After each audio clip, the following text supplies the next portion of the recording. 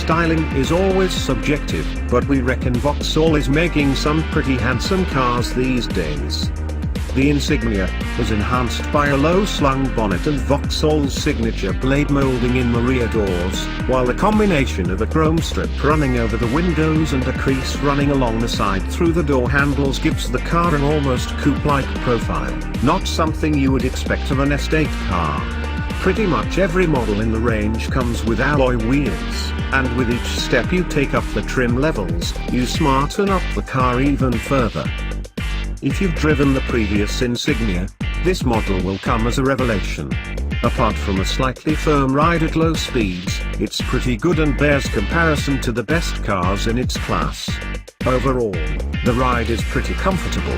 There's plenty of grip, and the steering transmits some decent levels of information as to what the front wheels are getting up to. Although four-wheel drive versions are available, we've only driven two-wheel drive models. As with much in the Insignia, less is more. The smaller the wheels, the more comfortable the ride, and don't bother with the optional sunroof, as it just generates extra wind noise at motorway speeds. And that's a shame, because the car makes a great long-distance cruiser. Admittedly, the relatively soft suspension does mean the car's body leans obviously in corners, but in a family car, that's a price worth paying, especially when the car feels so secure and sure-footed. The Insignia is a big, heavy car, and as a result, none of the engines are blessed with particularly sterling performance. We think the 110 PS version of the 1.6-litre diesel could well struggle with big loads, and even the 136 PS unit struggles a little to get the Insignia moving, with the engine sounding harsh and noisy when you hit high revs in the first couple of gears.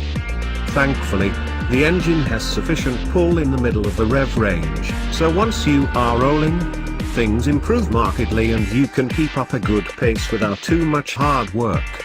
The 170 PS version is appreciably stronger once you're up and running, but it's less refined, with more obvious turbo lag.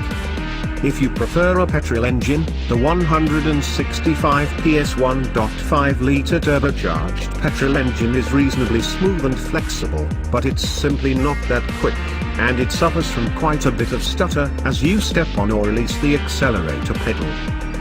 Although not as slick as the manual gearbox in a Ford Mondeo, the Insignia's manual gearbox is very good, and the 8-speed automatic is extremely smooth, so it's sure to be a hit with those who regularly endure congested traffic conditions.